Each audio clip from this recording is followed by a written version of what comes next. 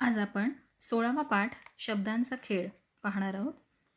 Helen Keller 1880 ते 1968 20व्या शतकावर आपल्या अलौकिक कार्याने आणि व्यक्तिमत्वामुळे ज्या लोकोत्तर व्यक्तींचा प्रभाव पडला त्यामध्ये हेलन केलर यांचे नाव अग्रगण्य आहे. अंधत्व, मुकेपणा आणि बधिरत्व अशा तिहेरी अपंगत्वाशी सामना देत त्यांनी आपले शिक्षण पूर्ण केले. अंधारातून प्रकाशाकडे नेणाऱ्या शिक्षण पर्वाचे थक्क करणारे अनुभव त्यांनी the story of my life या आत्मकथनाचा मराठी अनुवाद श्री माधव कर्वे यांनी माझी जीवन कहाणी या पुस्तकरूपाने केला आहे. आता पहा Helen Keller. This lesson is dedicated to one astounding and brilliant personality and her unforgettable efforts who completely changed the lives of disabled all over the world. The story of her life itself inspire many even till today, and this is a touching story of a bizarre yet very close relationship between her teacher and Helen Keller. प्रस्तुत उतारा माझी जीवन कहाणी Helen Keller अनुवाद माधव कर्वे या पुस्तकातून घेतला आहे. अनुवाद म्हणजे ट्रान्सलेशन.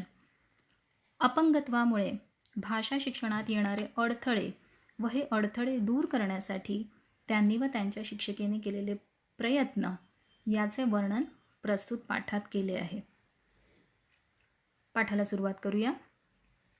माझ्या आठवणीतला आयुष्यातला सर्वात महत्त्वाचा दिवस म्हणजे माझ्या बाई ॲनी मॅन्सफिल्ड सुलिवान मला शिकवायला आल्या तो दिवस. दोन अगदी परस्पर विरोधी आयुष्य कशी एकत्र येतात याचं मला नवल वाटतं. She says, I really wonder how totally different lives can come together like this. 3 मार्च 1887. मला 8वं वर्ष लागायला 3 महिने बाकी होते. त्या दिवशी दुपारी मी पोर्चमध्ये उभी होते, शांत, कशाच्या तरी अपेक्षेत. She was as if she was expecting something to happen, may be something unexpected. आईच्या खाणाखुणा म्हणजे संकेत आणि घरातल्या लगबगीवरून आज काहीतरी वेगळं घडणार याचा मला साधारण अंदाज आला. म्हणून मी दारापाशी जाऊन पायऱ्यांवर वाट पाहत राहिले. अचानक पोर्च झाकून टाकणाऱ्या हनीसकल वेलींच्या जाळ्यामधून ऊन वाट काढत आलं आणि माझ्या उंचावलेल्या चेहऱ्यावर पसरलं. नकळतच माझी बोटं बाजूच्या सवयीच्या पानांवरून आणि वसंत ऋतूचं स्वागत करायलाच उमलाव्यात अशा कळ्यांवरून फिरली. भविष्यात माझ्यासाठी काय चमत्कार लिहून ठेवला आहे याची काही मला कल्पनाच नव्हती. आता इथे हेलन केलर म्हणते, पुढे पाठाचं स्पष्टीकरण करण्यापूर्वी एक छोटीशी गोष्ट मला तुम्हाला सांगावीशी वाटते. Kids, I want you to close your eyes tightly shut. Also want you to shut your ears too for a moment and just try to feel the total darkness and the silence for a minute. How does it feel? Imagine an 8-year-old girl who has such a darkness in her life ever since she took her first step in the world. Kids she can only smell, taste, and feel by her touch. How difficult it could be for her to understand the world, people around her. How terrifying and confusing it must be. Everything for her. तर हा lesson शिकताना आपल्याला ह्या भावना तुमच्या मनात निर्माण झाल्या पाहिजेत. पुढे वाचते. त्याआधी काही आठवडे रागानं आणि कडवटपणानं मन इतकं व्यग्र झालं होतं की त्या स्वतःशीच चाललेल्या सततच्या झगड्यानं मी अगदी थकून गेले होते. शी सेज, रागानं आणि कडवटपणानं. There was a lot of anger and a bitterness inside her all the time, and she herself was too tired of it. दाट धुकं असताना तुम्ही कधी समुद्रावर गेला आहे? धुकं म्हणजे फॉग. अशावेळी वाटतं सहज स्पर्श करता येईल अशा पांढऱ्या अंधारानं आपल्याला वेढलं आहे. आता हा अंधार कसा आहे, is a white light but still it is a darkness because you don't know what is there. आणि तशा धुक्यातून जहाज वाटत काढत किनाऱ्याच्या दिशेने येत असतं. किनारा गाठेपर्यंत ताण असतो, छाती धडधडत असते, वाटतं आता काय होणार. She is trying to express this feeling की किनारा कुठे आहे माहीत नाही. It's all over everywhere fog, nothing but fog. It's like a darkness. So you are excited but at the same time scared because you don't know the unknown world out there. शिक्षणाला सुरुवात होण्याआधी माझी अवस्था त्या धुक्यात सापडलेल्या जहाजासारखी होती. फरक इतकाच की माझ्याकडे होका यंत्र वगैरे काहीच नव्हतं. होका यंत्र, कंपस आणि बंदर किती जवळ आलंय तेही कळायला काही मार्ग नव्हता. बंदर म्हणजे पोर्ट, किनाऱ्याजवळ जे पोर्ट असतं ते. प्रकाश हवा आहे मला, असं माझ्या आत्म्याचं निशब्द आक्रंदन चालायचं. नेमक्या त्याच हव्याशा क्षणी प्रेमाच्या प्रकाशात मी न्हावून निघाले. आता ही वाक्यही अतिशय इम्पॉर्टंट आहेत. हे पहा, ती जेव्हा असं म्हणते की माझ्याकडे होका यंत्र नव्हतं, म्हणजे there was nobody to guide me through this darkness, nobody to hold my hand and walk me through. I don't even know what is waiting for me. बंदर किती जवळ आलं आहे हेही मला माहीत नाही. आणि प्रकाश हवा आहे मला, असा तिचा आत्म्याचं आक्रंदन चाललं आहे. आक्रंदन म्हणजे her soul is trying to shout, scream at the top of its voice but without words. आणि तो जो light, she is talking about that light. That light is also unknown. She doesn't herself don't know what it is. And that light is what? It is a light of wisdom, emotions and knowledge. But she still don't know yet what it is. आणि त्याच नेमक्या क्षणी, म्हणजे in that moment she met somebody who gave her all this.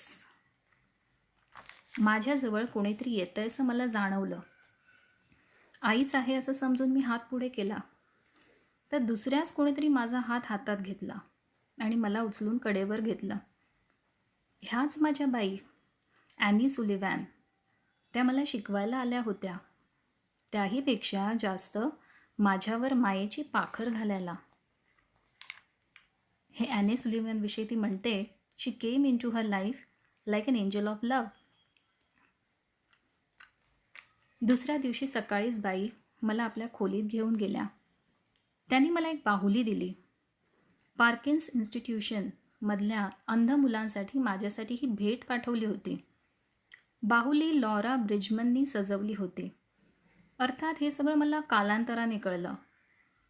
Of course she came about it later on.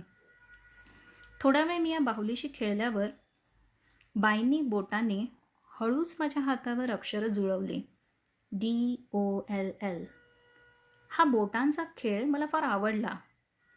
Means at that moment she didn't understand a word of course. What she understood, she thought that it is just some game of fingers.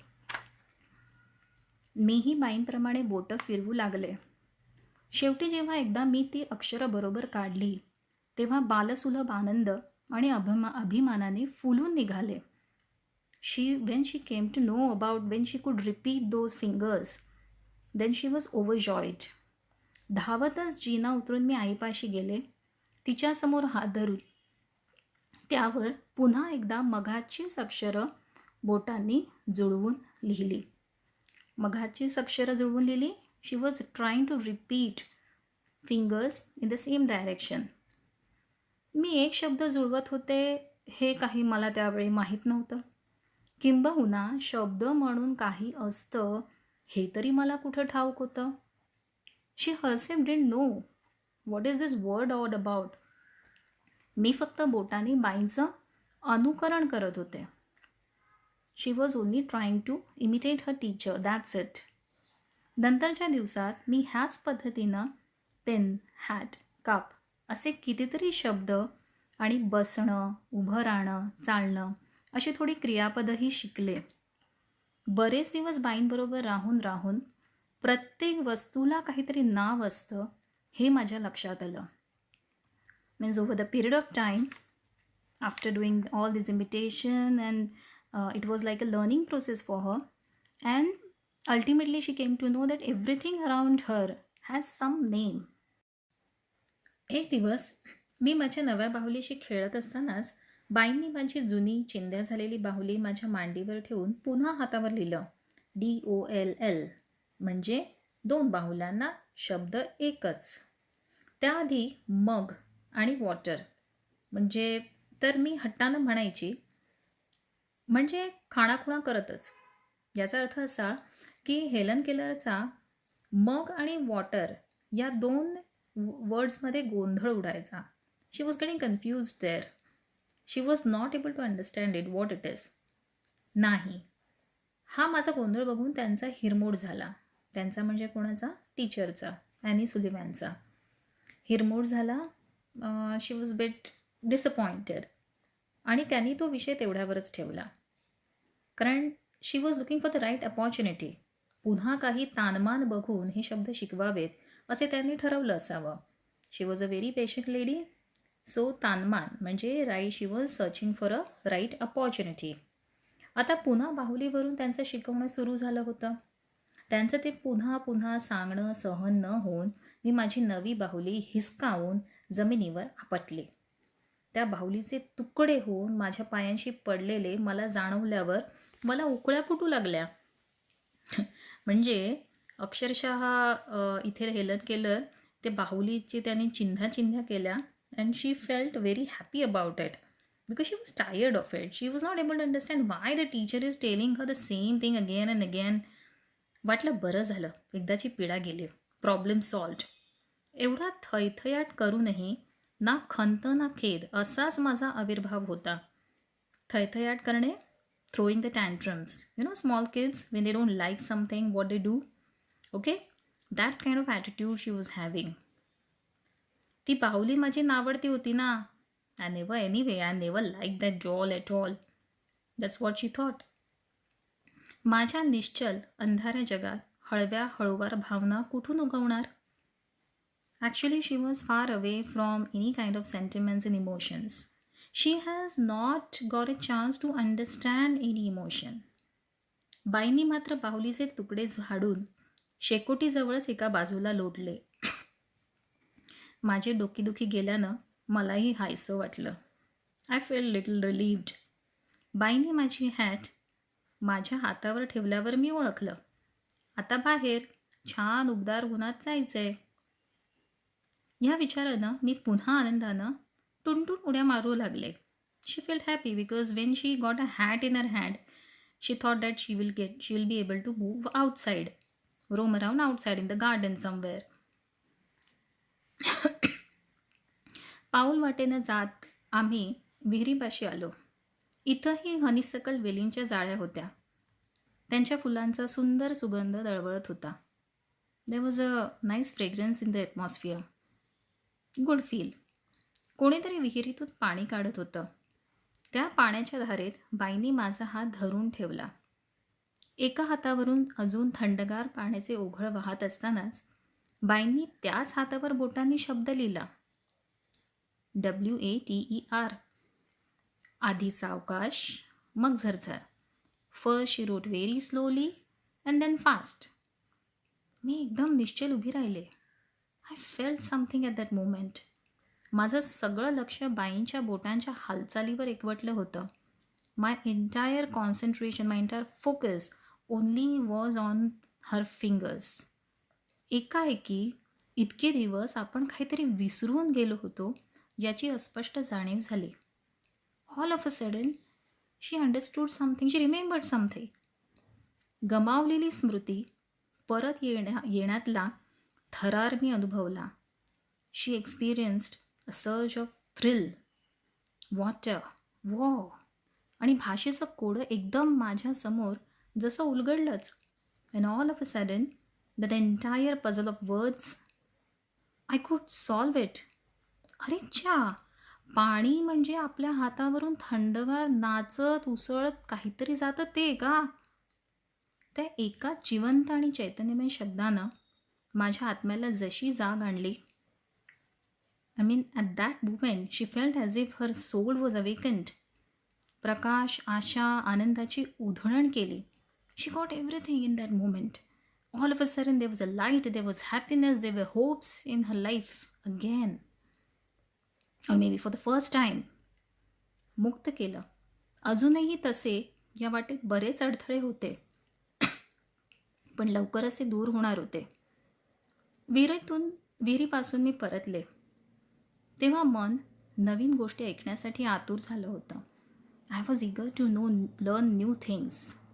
आता प्रत्येक गोष्टीला नाव होतं आणि नावानावातून उमलत होता एक एक नवा विचार. Every word was bringing new thoughts in my mind. घरात आल्यावर मी स्पर्श करायची ती प्रत्येक वस्तू जशी स्पर्शागणित चैतन्यानं थरथरायची.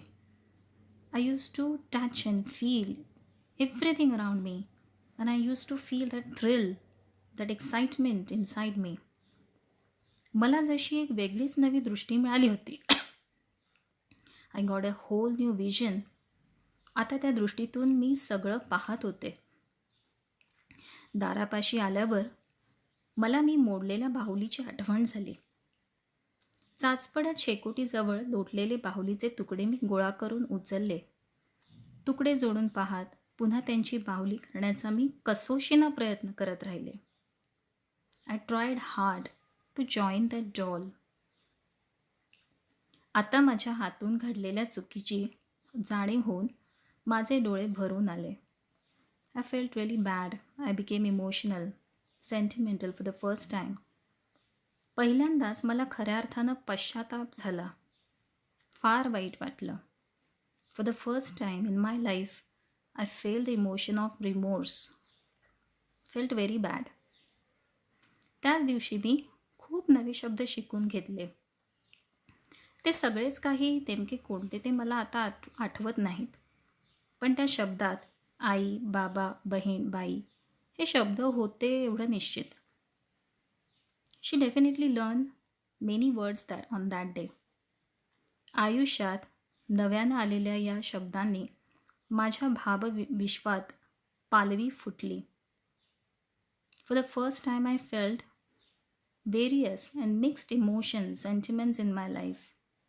तो दिवस माझ्या दृष्टीनं फार नाट्यमय होता. It was a very dramatic day. रात्री मी माझ्या चिमुकल्या पलंगावर झोपी गेले.